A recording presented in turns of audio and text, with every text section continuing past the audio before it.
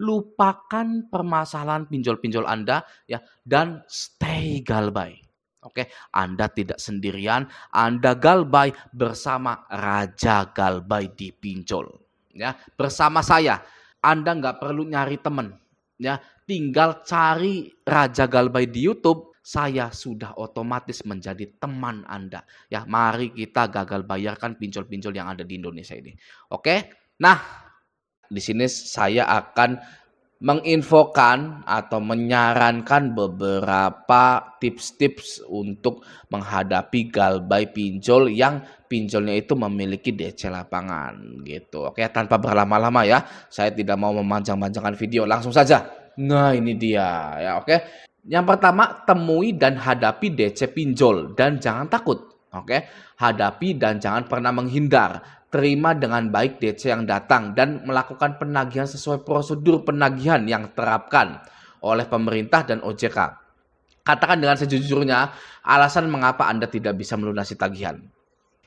Bagaimana caranya agar tidak takut ketika menghadapi DC lapangan? Ya, sayangnya jika Anda tidak ingin takut ya Anda itu harus sekali atau 2 kali menemui DC lapangan. Ya, Anda wajib berpengalaman menemui DC lapangan. Ya, setelah ketiga kalinya Anda tidak akan takut lagi, apalagi orangnya sama, ya, atau DC-nya itu sama saja. DC-nya itu mau bawa teman 2-3 sama saja, biasa saja, gitu. Ya, oke ya. Nah, tapi ada lagi nih sebenarnya ya. Kalau di sini tips ini ya temui dan hadapi DC pinjol gitu ya. Ada juga ya tips satu lagi itu jangan pernah nemui DC pinjol. Karena kenapa? Jangan ditemui gitu kan ya. Karena kalau pinjol itu tidak ada jaminannya atau tidak ada agunannya. Beda dengan leasing dan bank gitu ya. Kalau leasing dan bank itu kan ada motornya. Ya, bisa ditarik gitu kan. Kalau bank itu bisa disita rumahnya gitu. Nah, tapi kalau DC pinjol, DC lapangan pinjol ini sebenarnya sangat enak sekali. Tanpa perlu kita menemuinya, ya itu tidak masalah gitu. Karena tidak ada jaminannya gitu ya. Dan juga DC ini, DC lapangan dari pinjol, dari perusahaan fintech itu tidak bisa sama sekali merampas atau mengambil barang harta benda Anda di rumah. Gitu ya, sebagai jaminan agar hutang Anda lunas. Itu tidak bisa, itu melanggar hukum jika ada DC yang mengambil barang-barang berharga di rumah Anda. Jadi sangat enak sekali sebenarnya galbay di pinjol itu ya. Dari dulu sampai sekarang itu paling enak galbay di pinjol. Mau ada DC lapangannya mau nggak ada ya sebenarnya sama saja karena tidak ada jaminannya. Gitu ya, oke ya. Jadi ini yang tips pertama ini cukup bagus juga gitu ya untuk meningkatkan mental kita gitu. Tapi ada lagi ini 1 plus gitu ya. Itu tidak perlu ditemui sama sekali DC lapangannya gitu ya. Nggak apa-apa gitu. Tidak ada aturannya. Sebenarnya tidak ada aturannya, tidak akan pernah ada aturannya seorang nasabah itu wajib menemui DC lapangan. Itu tidak ada. Ya, kalau tidak ada aturannya, berarti sah-sah saja. Kita mau nemui, kita mau nggak temui, kita mau ngusir, ya itu sangat sah sekali. Ya, kata Bapak Menko Polhukam, Pak Mahfud MD, jika tidak ada aturannya, maka sah-sah saja kita itu melakukannya. Ya, nah jadi karena tidak ada undang-undangnya, kita itu harus menghadapi DC, ya maka dari itu kita tidak perlu menghadapi atau menemui DC itu. Gitu ya, oke ya. Nah itu nomor 1. Yang nomor 2, nah nomor 2 ini jika DC datang berkunjung ke rumah minta diperlihatkan data diri sesuai prosedur penagihan yang diterapkan oleh OJK kepada perusahaan penagih atau pihak ketiga yang bekerja sama dengan perusahaan pinjol terkait berupa kartu sertifikat penagihan, surat tugas dari perusahaan pinjol terkait dan tanda pengenal ID card dan KTP. Gitu ya, jelas ya kalau ini ya. Nah yang nggak jelas itu seperti ini. Emang kata DC-nya, ya, kata DC lapangannya, emang kalau saya tunjukin itu semua, ibu mau bayar, gitu kan ya. Kalimat pamungkasnya para DC lapangan yang tidak bermodalkan kartu sertifikat penagihan dan lain-lainnya. Itu pasti alasannya seperti itu. Emang kalau saya keluarkan itu ibu mau bayar. Ya, kalau saya ditodong pertanyaan seperti itu, ya, Mas, ya, Mas nggak punya kartu pun ya, atau punya kartu lengkap sama kakak keluarga Anda bawa ya, itu tidak akan saya bayar ya. Camkan itu ya. Mau Anda punya kartu BPJS, mau Anda punya KTP, mau Anda menunjukkan kepada saya paspor Anda ya, Anda punya KTP Australia gitu, Anda punya KTP Cina, punya KTP Jepang gitu, lalu menunjukkan kepada saya tetap tidak akan bayar. Mau apa Anda? Ya, karena tidak ada aturannya saya harus bayar kepada Anda. Anda di sini hanya menagih, kalau saya mau bayar, saya juga pakai virtual account dan itu pun tidak akan saya bayar. Ya, sampai kapanpun, terserah saya. Begitu. Kalau Raja Galbay waktu itu pernah seperti itu, ya.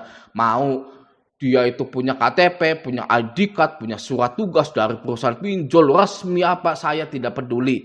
Ya, Mas mau lengkap pun saya tidak akan bayar. Gitu kalau saya ya. Itu nomor 2. Oke, selanjutnya jangan pernah menerima atau menggubris DC yang tidak memiliki identitas serta kelengkapan sesuai prosedur penagihan. Anda berhak mempersilahkan yang bersangkutan pergi tanpa menggubrisnya.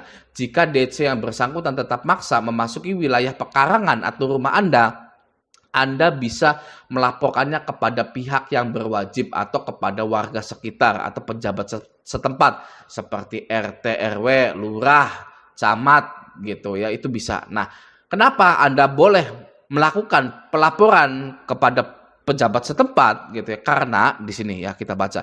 Karena itu sudah tertuang dalam Undang-Undang Hukum Pidana atau KUHP pasal 167 ayat 1. Disebutkan bahwa seseorang yang memaksa masuk ke dalam rumah, ruangan, atau bahkan pekarangan tertutup milik orang lain dengan melawan hukum atau berada di tempat tersebut dengan melawan hukum dan tidak mengindahkan permintaan pemilik rumah untuk lekas pergi, maka seseorang tersebut dapat diancam dengan sanksi pidana. Gitu ya. Jadi kalau DC itu ya udah nunjukin sertifikat penagihan, sudah menunjukkan surat dari perusahaan pinjolnya gitu ya, sudah menunjukkan KTP, tapi Andanya ya, misalkan Anda wanita gitu atau laki-laki nggak apa-apa lah gitu ya. Misalkan saya nggak mau DC itu nginjek rumah saya, boleh ya. Kalau DC-nya maksa itu kena sanksi pidana DC-nya itu ya. Atau Anda bisa lapor ke pejabat setempat, minta tolong Pak RT, Pak RW gitu ya. Ayo kita bawa saja RT RW-nya gitu. Karena ngapain gitu kan, sudah dilarang nggak boleh masuk tapi tetap ngotot mau apa. Kalau cewek ya bisa saja misalkan ya gitu kan, mau diapain gitu kan. Kalau cowok ya nggak tahu juga kalau cowok gitu kan. Begitu. Ya oke, lanjut ya. Itu yang nomor 2, yang nomor 3 kita baca dulu. Rekam video setiap aktivitas yang terjadi, baik percakapan atau tindakan. Nah, gitu ya. Jadi Anda boleh dan berhak merekam ya. DC datang, duduk ya. Anda ketahuan lagi ngerekam, nggak apa-apa ya. Ibu lagi ngerekam, Bu. Iya, nggak apa-apa. Gitu kan. Saya lagi ngerekam gitu. Takutnya terjadi apa-apa, saya punya bukti gitu. Nah, itu sebenarnya DC-nya juga udah ketakutan kalau seperti itu. Ya, takut, dianya pasti sopan, ngomongnya nadanya rendah gitu kan, karena Anda sudah punya tameng duluan gitu ya. Nggak apa-apa, harus ketahuan Anda itu ngerekam, jangan sembunyi-sembunyi ya, saya rekam gitu. Oke, lanjut ya. Jangan takut jika DC menolak di video atau di foto oleh Anda, karena itu wilayah Anda. Nah, betul ya. Dan Anda berhak melakukan apa saja sebagai tindakan antisipasi. Jika DC yang datang coba menutup diri, minta mereka membuka masker atau helm agar terlihat jelas wajah-wajah DC bersangkutan.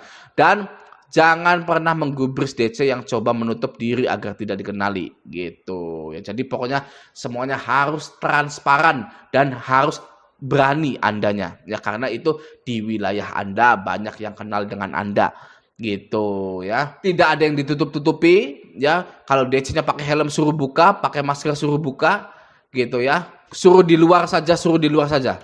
Jangan masuk gitu. Oke, lanjut ya. Nomor 4, jika DC melakukan intimidasi, jangan terpancing emosi dan tetaplah tenang dalam menghadapinya. Dan jangan pernah sekali-kali memulai suatu kekerasan karena itu ada pidananya bagi yang memulai. Nah, pokoknya intinya jangan pernah memulai gitu ya.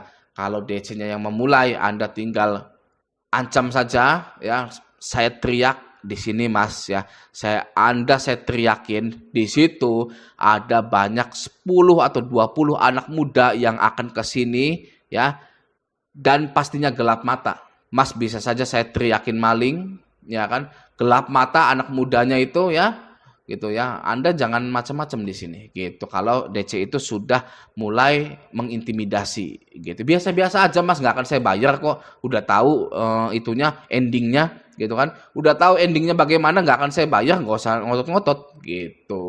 Oke, lanjut ya.